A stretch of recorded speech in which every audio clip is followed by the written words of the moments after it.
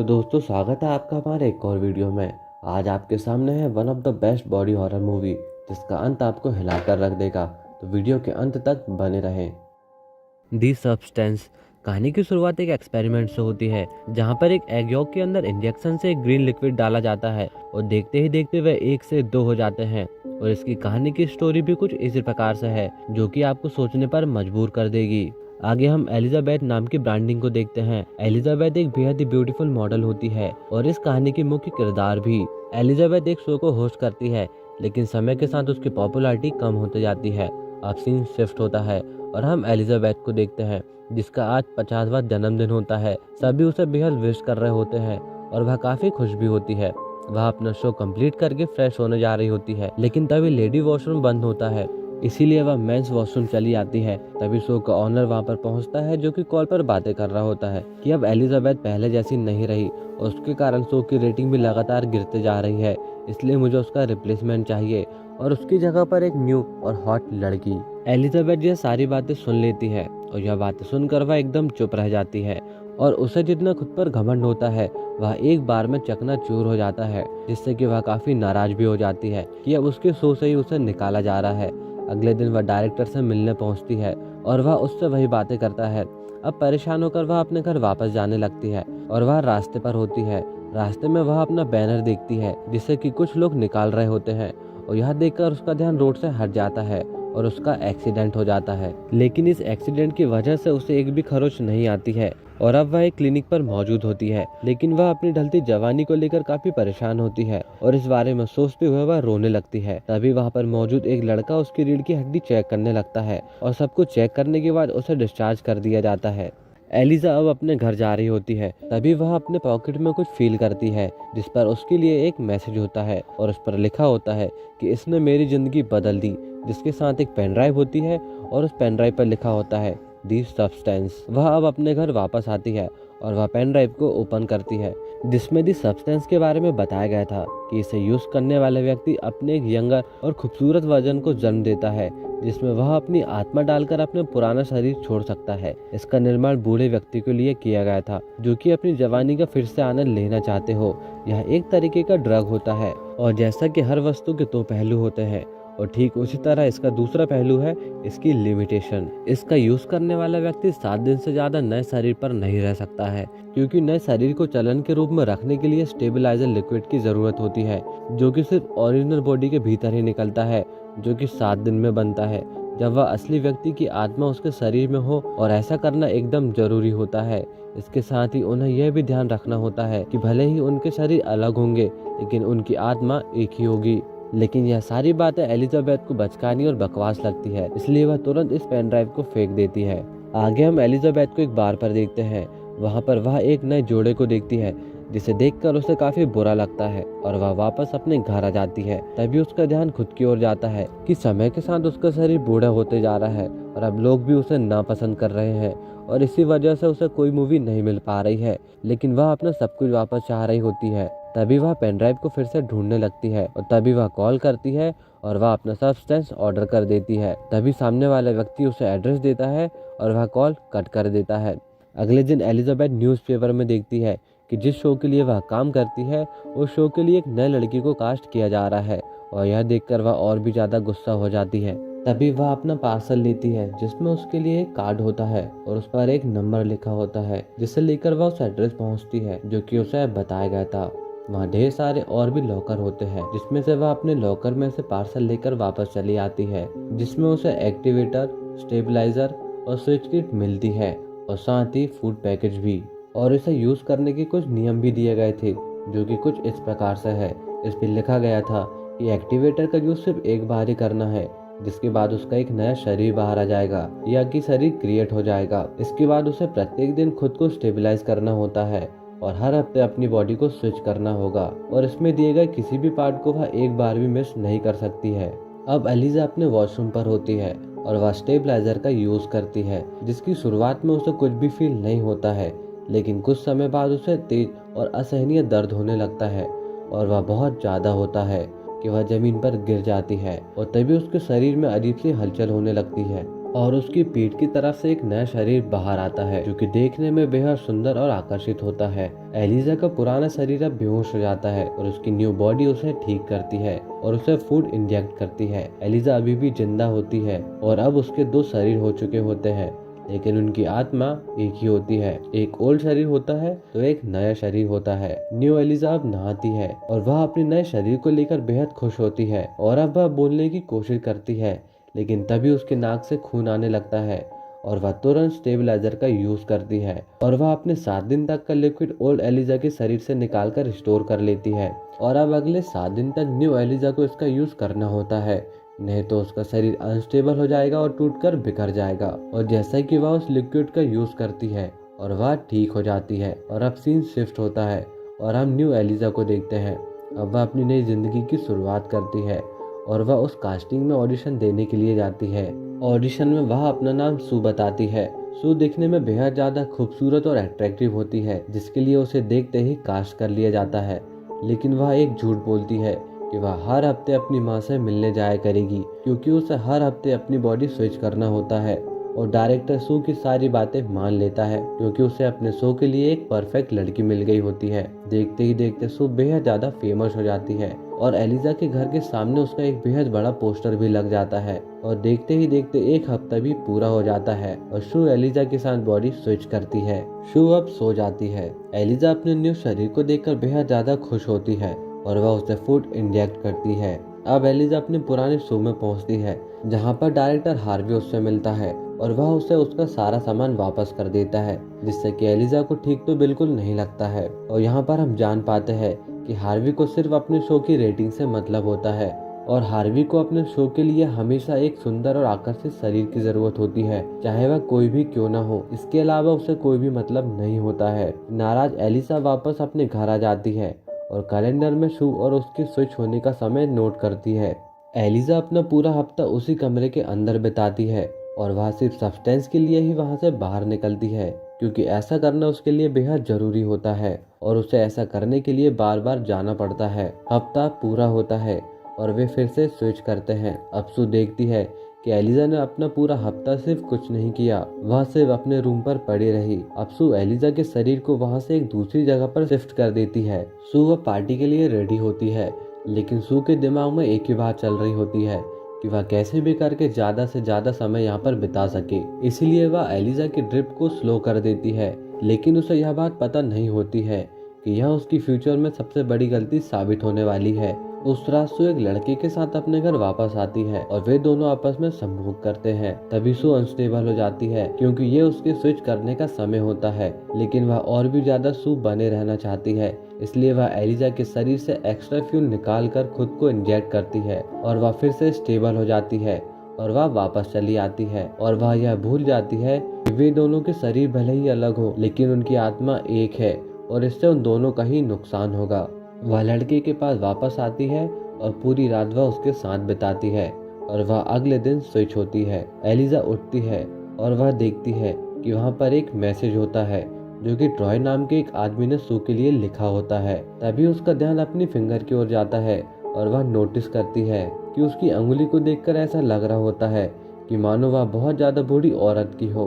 अब एलिजा इससे परेशान हो जाती है। तब वह अपनी पीठ को चेक करती है और वह पाती है कि सू ने उसकी बॉडी से एक्स्ट्रा फ्यूल निकाला होता है, जिससे कि वह पैनिक करने लगती है और वह तुरंत सब्सटेंस कंपनी पर कॉल करती है और वह उसे सारी बातें बताती है। जिस पर सामने वाला व्यक्ति कहता है कि अगर एक शरीर से एक्स्ट्रा फ्लूइड का यूज किया जाएगा तो दूसरे शरीर को इसका परिणाम भुगतना होगा, यानी जिस शरीर से ज्यादा फ्लूइड निकाला जाएगा उस शरीर का रिकवर होना मुश्किल हो जाएगा। इसीलिए वीकली सर्कल बनाया गया होता है और इसका और कोई समाधान नहीं होता है। और हमेशा ध्यान रखें कि तुम दोनों का शरीर भले ही अलग अलग हो, लेकिन आत्मा एक ही है। और इतना सब कुछ सुनने के बाद एलिजा क्या ही करती है, वह फोन रख देती है और घर की सफाई पर लग जाती है। और वह देखती है कि चारों ओर सू का ऐड चल रहा होता है और एलिजा यह देखकर अच्छा फील तो बिल्कुल नहीं करती है। और जो सोचकर उसने यह सब किया होता है वैसा तो यहाँ होते दिखाई नहीं दे रहा होता है।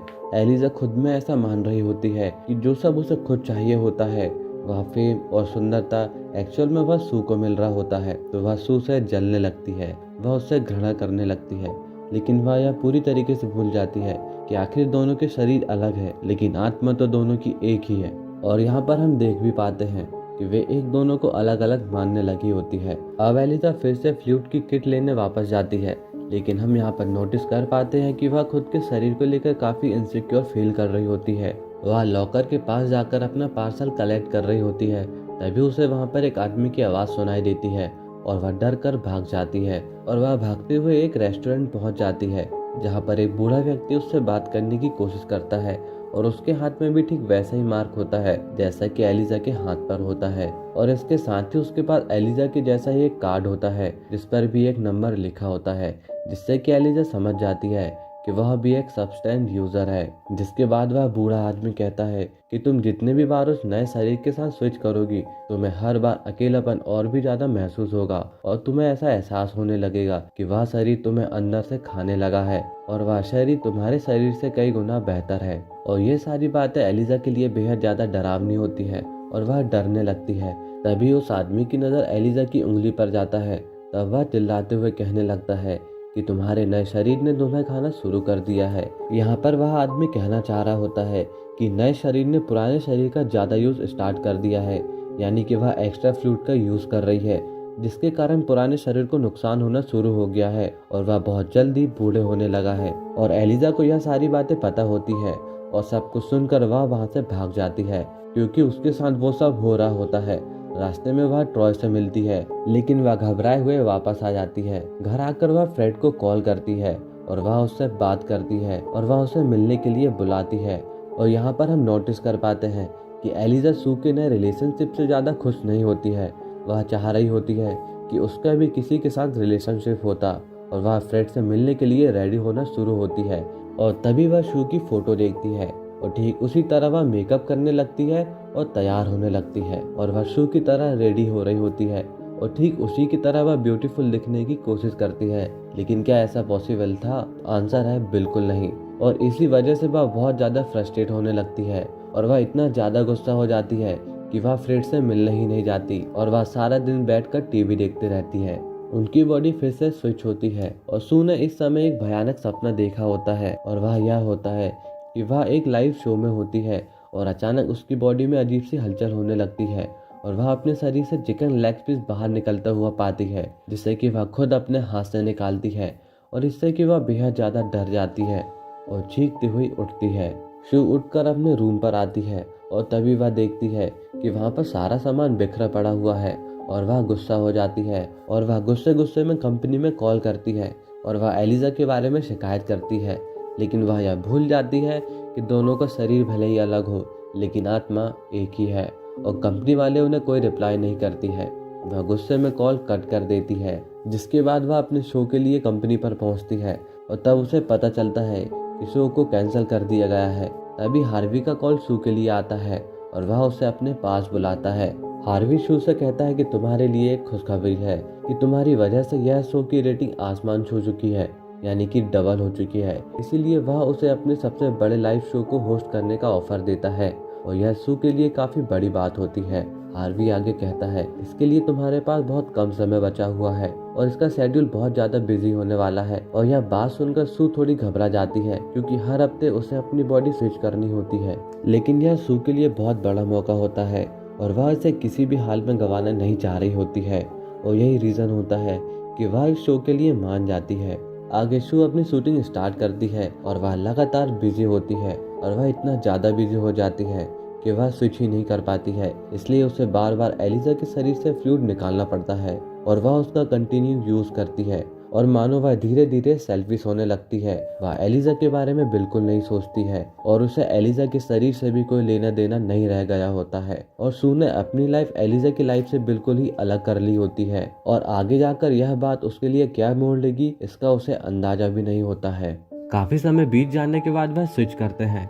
एलिजा अपने वॉशरूम पर होती है और वह नहा रही होती है और तभी वह अपने शरीर पर बहुत ज्यादा बदलाव पाती है, जिसे देखकर वह दंग रह जाती है। उसके आधे से ज्यादा बाल सफेद हो चुके होते हैं और उसका शरीर बेहद ज्यादा बूढ़ा हो चुका होता है। लेकिन वह समझ जाती है कि इसके पीछे क्या कारण है और इसके पीछे का कारण कोई और नहीं बल्कि शू होती है, जिसने कि उसके शरीर से एक्स्ट्रा फ्लूइड निकाला होता है। एलिजा गुस्से से लाल होती है और वह तुरंत कंपनी को कॉल करती है और वह सारी बातें उसे बताती है, जिस पर सामने वाला व्यक्ति रिप्लाई करता है कि क्या आप ये सब रोकना चाहती है, और अगर वह ऐसा करती है तो सब कुछ रुक जाएगा, लेकिन वह हमेशा के लिए ऐसी ही रह जाएगी जैसे कि वह अभी है, और इस पर कोई भी बदलाव नहीं आएगा और पूरे जीवन भर उसे ऐसा ही रहना पड़ेगा। लेकिन जैसे ही वह यह सब सुनती है, वह तुरंत इसके लिए मना कर देती है, क्योंकि उसके मन में अभी भी ऐसा होता है कि वह शायद फिर से सुंदर बन जाएगी। वह वापस शांत होकर अब टीवी देख रही होती है और उसे अब भूख लग जाती है, जिस पर वह हार्वी की दी हुई बुक देखती है और उसकी रेसिपी से वह अपने लिए खाना बनाने लगती है। टीवी पर शू का इंटरव्यू चल रहा होता है और शो पर उससे एलिजा के बारे में पूछा जाता है, जिस पर शू उसका मजाक उड़ाने लगती है और उस पर हंसने लगती है, जो कि एलिजा को बिल्कुल भी पसंद नहीं आता है और वह उससे और भी ज्यादा नफरत और गुस्सा करने लगती है और वह देखते ही देखते सारा सामान फेंक देती है। एलिजा को अब शू नाम से ही नफरत होने लगती है।